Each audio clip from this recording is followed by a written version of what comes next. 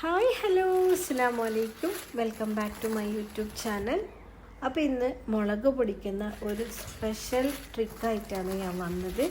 എല്ലാവർക്കും അറിയും ഈ ട്രിക്ക്, പക്ഷേ ഇത് എല്ലാവരും യൂസ് ചെയ്യലുണ്ടോയെന്ന് അറിയില്ല.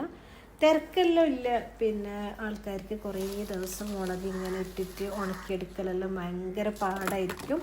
അവർക്കെല്ലാം മുളക് എളുപ്പത്തിൽ പൊടിച്ചെടുക്കാൻ പറ്റിയ ഒരു ഐഡിയ ആണിത്.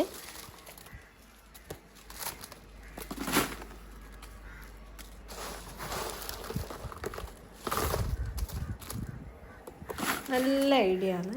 നമുക്ക് മുളക് പെട്ടെന്ന് ഉണക്കി കിട്ടുകയും ചെയ്യും. അപ്പോൾ അതെങ്ങനെയെന്ന് നോക്കാം. അപ്പോൾ ഇവിടെ ഞാൻ 1 കിലോന് കാശ്മീരി മുളകാണ് എടുത്തിട്ടുള്ളത്. മുളക് നല്ലോണം ഒന്ന് വാഷ് ചെയ്യണം. മുളകിൽ ഒരുപാട് പൊടിയും മണ്ണെല്ലാം ഉണ്ടാകും. കുറേ സ്ഥലത്തല്ലിട്ടേക്ക് മുളക് പൊടിച്ചിട്ടെടുക്കുന്നത്, ഉണക്കിയിട്ടെടുക്കുന്നത്. അപ്പം ഒരുപാട് പൊടിയും മണ്ണെല്ലാം ആകാൻ ചാൻസ് ഉണ്ട്. അപ്പോൾ നല്ലോണം വാഷ് ചെയ്യണം മുളക്. അപ്പോൾ ഞാൻ മുളകൊന്ന് വാഷ് ചെയ്യാം.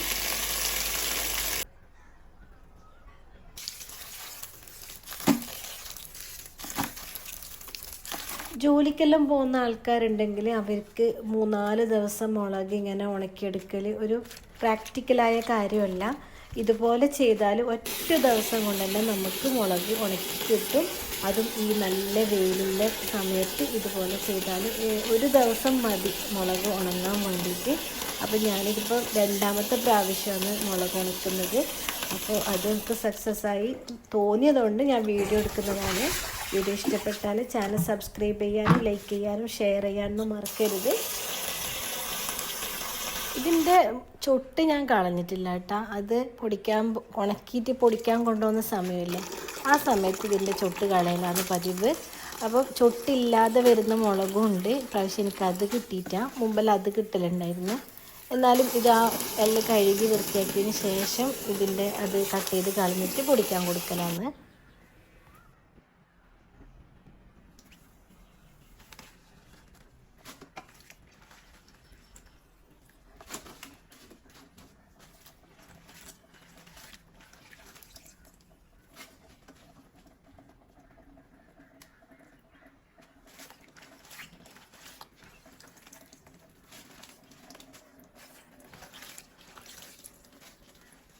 മുളകെല്ലാം നല്ല വൃത്തിക്ക് കഴുകിയെടുത്ത് ഇനി ഇത് നല്ല ക്ലോത്ത്, നല്ല കോട്ടൺ ക്ലോത്തിലേക്ക് ഇതിട്ട് കൊടുക്കാം.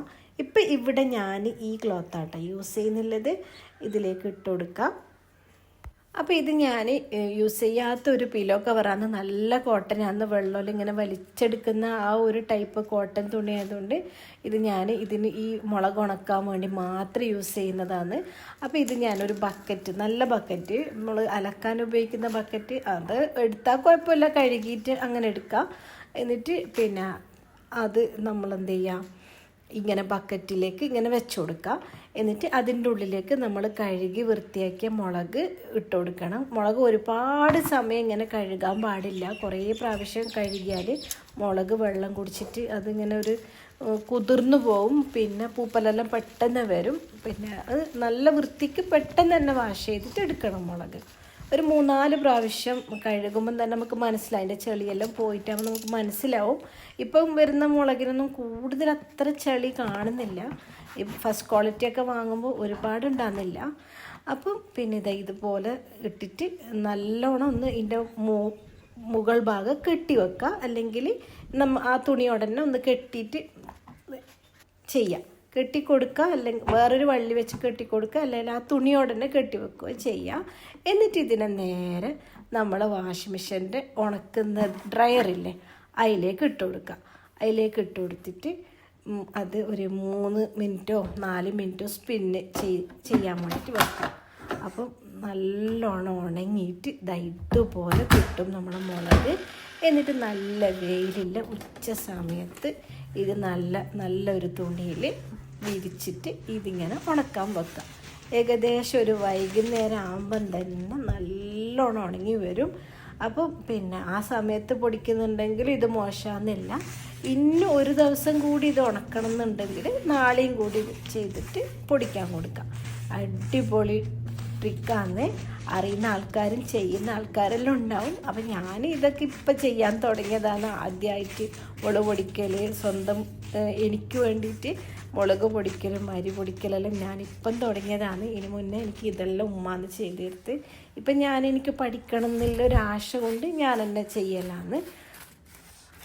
അപ്പോൾ എല്ലാവർക്കും ഈ ട്രിക്ക് യൂസ്ഫുൾ ആകുമെന്ന് വിചാരിക്കുന്നേ. വീഡിയോ ഇഷ്ടപ്പെട്ടാൽ ചാനൽ സബ്സ്ക്രൈബ് ചെയ്യാനും ലൈക്ക് ചെയ്യാനും ഷെയർ ചെയ്യാനും മറക്കരുത്. ഇതുപോലത്തെ വീഡിയോസൊക്കെ ആയിട്ട് വീണ്ടും കാണാം. ബൈ.